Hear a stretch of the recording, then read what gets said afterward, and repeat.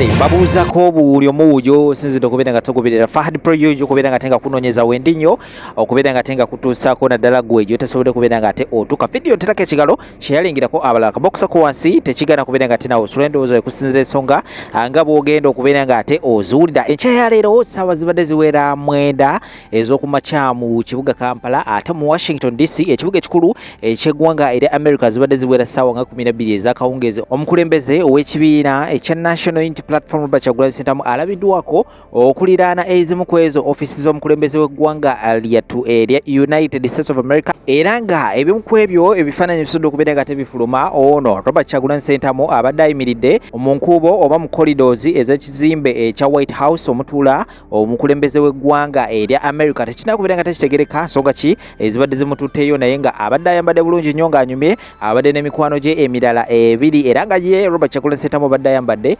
akakooti kabadde ka brown nga kamunyumidde bulungi nnyo akapale asabuliddeko ka fitting kabadde mu kala ya bululu saako n'omusonso nagwo gubadde mu kala ya brown era ng'omukulu abadde akutte ne fayiro mu mukono gwe ogwa kkono tekirina kubeera nga tekitegereka nga bwe kutegereza ensonga nga zino kubeera nga tezitambula sayidi zero naye nga ye afudde nabeera nga ate ebifaananyi ebyo abikwata n'abiteeka ku mikutu egy'enjawulo egigye egya social media era nga wandiiseko ekigambo nti kigozi essaawa yonna yonna kitegeeza nti essaawa yonna yonna omukulu byonna byonna kubeera nga tebigobako agenda kubeera nga ate munnange abikwasako emikono ebiri byono ebiri kubeera nga tebitambula sayidi zeeyo era nga byonna byonna binaabizeko ngenda kubeera nga tebibatuusako awo musobola okubeera nga temumanya embeera nga bwegenda mu maaso sayidi zeeyo omukulu mbeere nga temumuyozayoza kubanga ekyamazima kiri nti okuyingira corridors ezo oba enkubo eza White House ekyamazima kiri nti si kyangu n'akamu era nga awo abantu ab'enjawulo ab'amaanyi basobodde okubeera nga ate bayimirirawo ne beekubizaayo ebifaananyi kubanga okusukkaawo tewali kifo kirala kikkirizibwa kubeera nga ate munnange weekubisizaamu ebifaananyi naddala ng'oli mu White House ey'omukulembeze ow'eggwanga erya America so kamene nga tebatera obutambi buno twongere okubeera nga ate tumanya ensonga ez'enjawulo eziri mu kubeera nga ate zitambula mu ggwanga lyattu Uganda subscribe nga twegatteko mu butongole akade ka notification kukoneko buli wenabadese video gye kubeera nga ate ofuna notification out kakati ate Fahad alina kyasobodde okubeera nga ate atuleetera kamaisoga zino ate kumaona mawulire amalamaji tava omukyalo ono mu America era abeera America omukyalo ono bamuvumira ki mubbi ayina ebikolobero byakola eri bannayuganda oba Uganda yaddukayo ng'alina emisango nedda omukyalo ono ekimuvumisa kumanya ddembe lye era kuwa gavumenti ya Uganda kitiibwa era okumanya nti President Museveni ye president w'eggwanga Uganda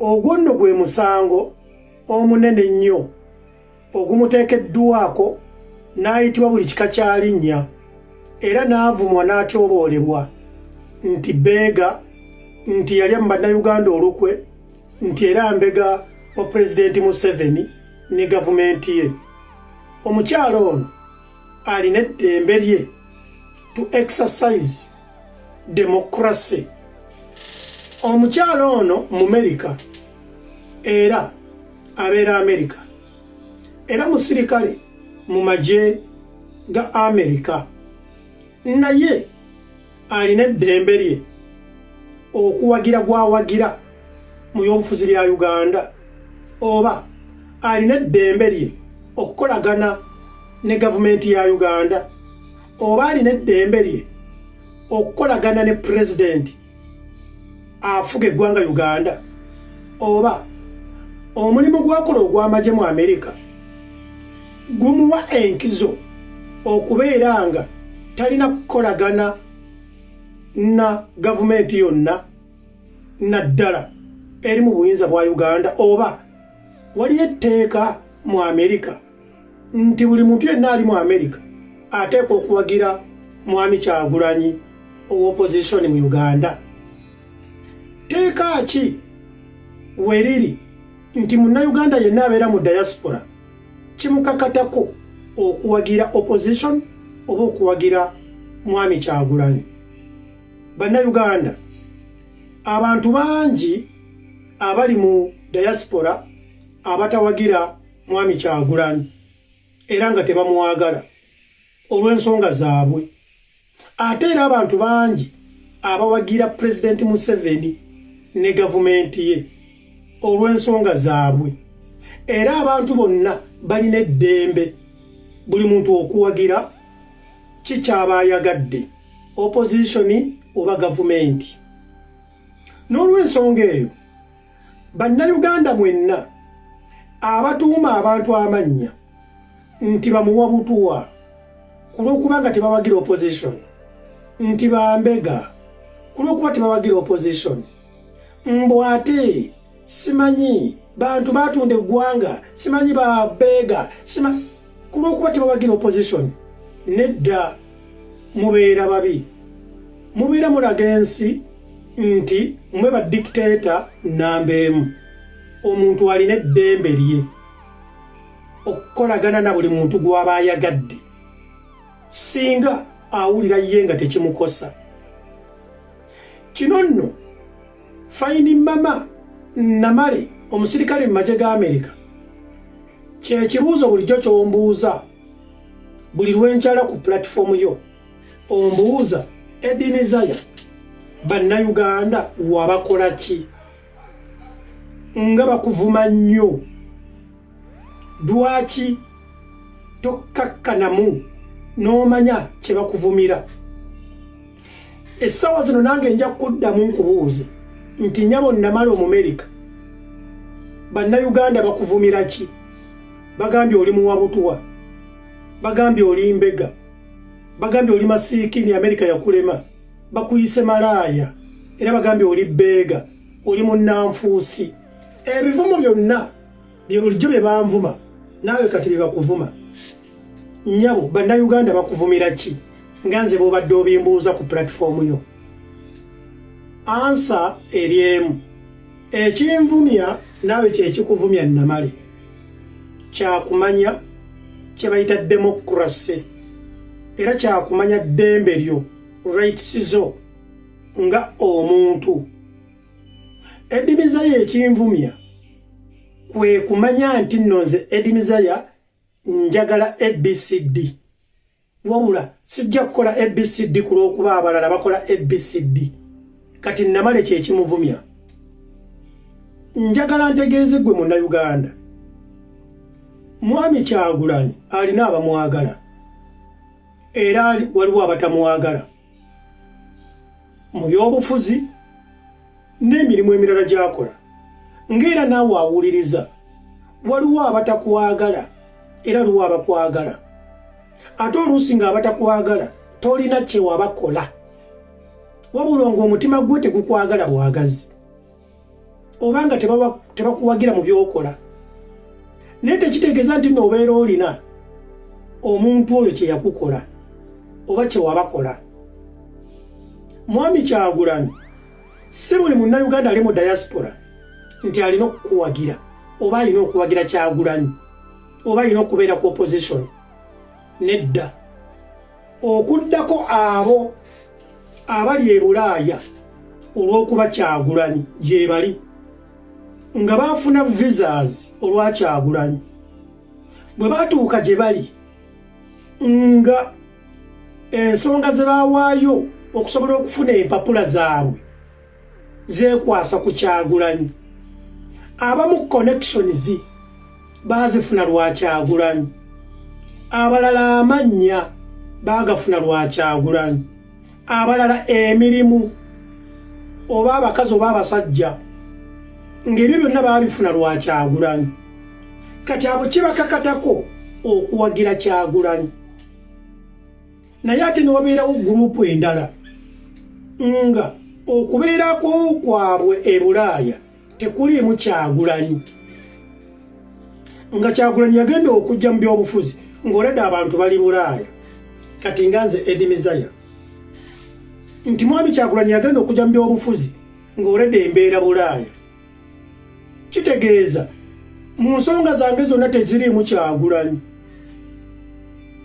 Ate era bwe ntunulamu gye mpise Kyagulanyi sirina we mmulaba, naye ng'ate waliwo abali abantu abamu nga Kyagulanyi yabawa kapito. Kati okimukakatako okuwagira Kyagulanyi, nze tekinkakatako. Kitegeeza bannayuganda bangi abali mu diaspora nga tekibakakatako kuwagira Kyagulanyi era nga bwe batunulamu balaba Kyagulanyi ali useless gye bali bangi kuba kati nze omuntu wambuuza nti Edmisaya Kyagulanyi is very useful Jolly because of what? Sirina answer kubanga sirina muganda wange akola mu NUP, sirina muntu wange Bobi Wine gwe yawa mulimu nedda, sirina muntu wange yagenda Bulaya lwa Bobi Wine, sirina gwe manyi yafuna mpapula lwa Bobi Wine nga muntu wange nedda. Kitegeeza mwami Kyagulanyi nze mulabanga Munnayuganda yenna, ekyo tekinkakatako kumwagala. Igwe olina ensonga zo lwaki omwagala, nze sizirina lwaki mwagala. Kitegeeza ne Fine Mama talina nsonga lwaki yeesiba ku NUP gy'atamanyi, alina ensonga ze lwaki awa ekitiibwa gavumenti ya President Museveni. Ago ge mazima. Omuntu yenna awagira ekintu oba omuntu olw'ensonga ez'enjawulo asobola okutunulamu n'agamba omusajja oyo yampa ku mmere n'endya, omusajja oyo yampa ku tuzzi oba omukazi oyo yansuzaako bayanyambako wano, n'amuwagira olw'ekyo. Kati omuntu wabeera nga teyeeraba mu history we ne mwami Kyagulanyi tekimukakatako kumuwagira era teziberangako mpaka lwaki alina omumuwagira.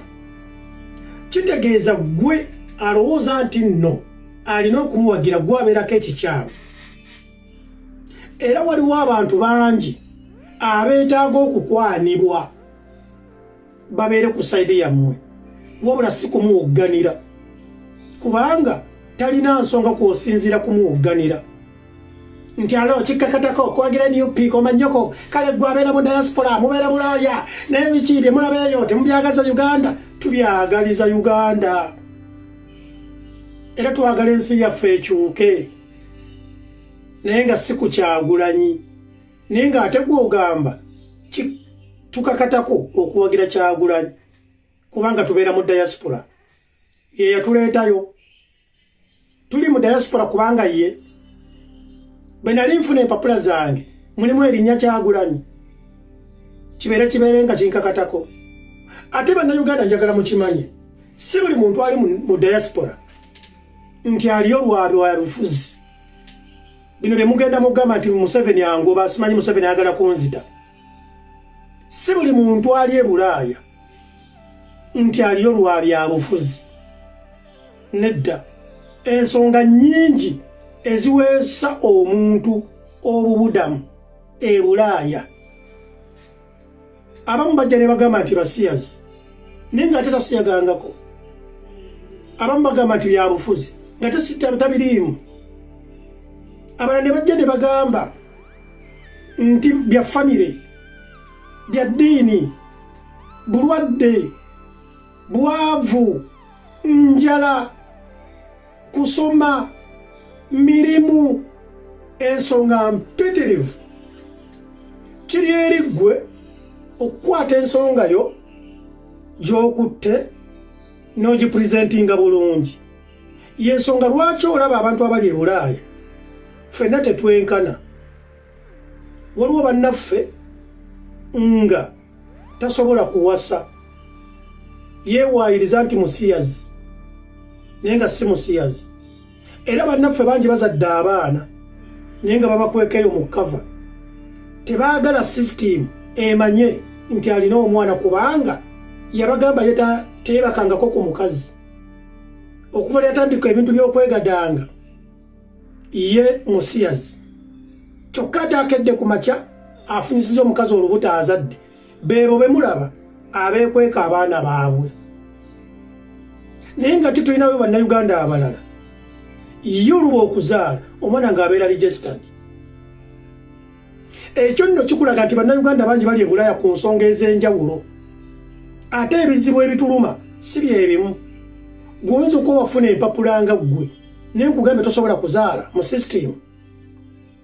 Buli lw'oyagala okwebaka ku mukazi ng'olinnyo ogenda Uganda, abaana bo bali Uganda, famire erigindi ne bwe babeera nga bwe bali mu nsi muno mubeera, naye nga toyagala sisitimu emanye nti olina girlfriend oba olina boyfriend oba ozadde.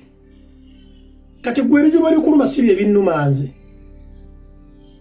ate era tekitegeezanga konti nno kulwokuba mugamba nti Museveni anoonya simanyi biki nti buli muntu kyayogera. Nedda nkulaze ensonga nnyingi nnyo omuntu kuba yasinziira okumuwa empapula z'e Bulaaya kye bayita protection. Mumanyi eyo okuddeyo ne mukangakanga gundi tujagira bwati no please. Gwomanyi ki nti oba gundi ekyamuweesa empapula edibizaya kupromotinga muziki we, kujja kuyimba, kujja kunoonya mirimu, kunoonya biki kyonna kyekiri.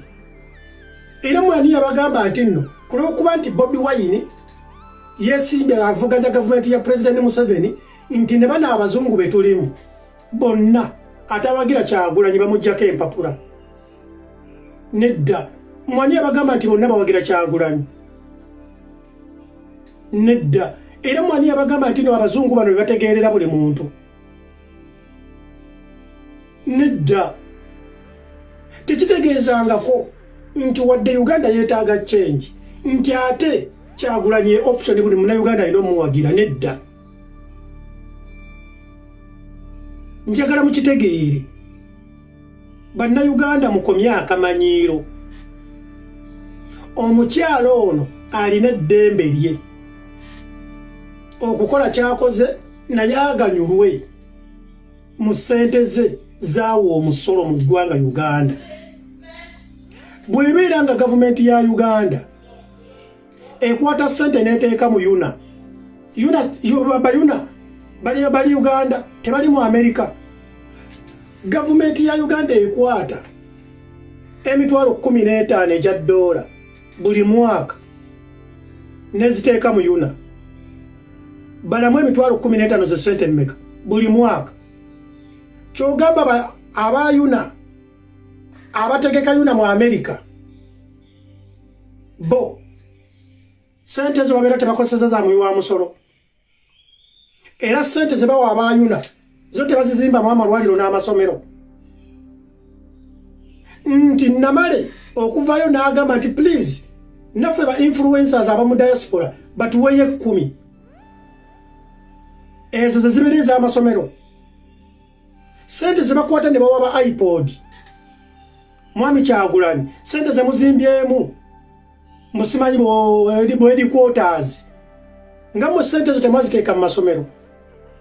Ezammwe zivaawa si za muwi wa musolo.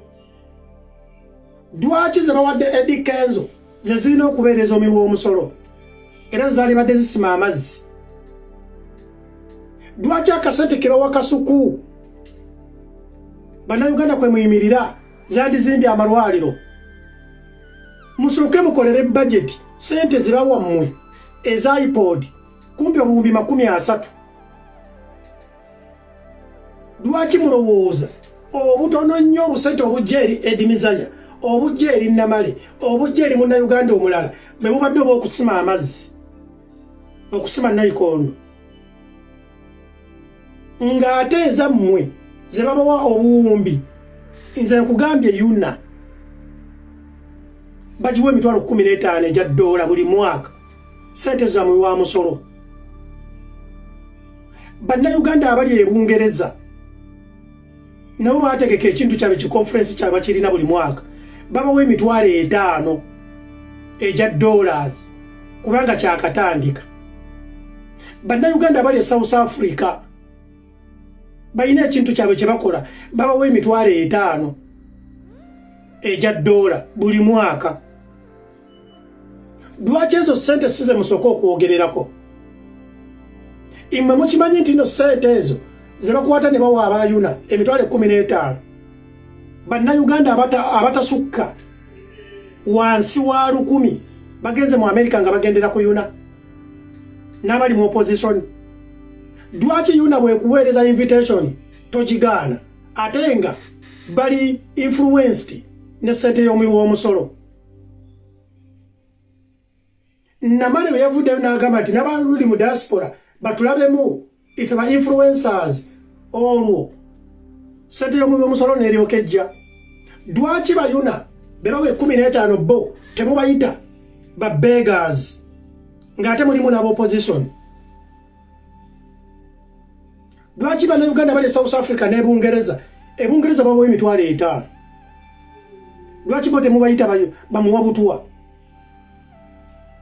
Waliwo bannayuganda abalina okufuna n'abatalina kufuna, abatalina kweyagalira mu ssente ya muwi wa musolo.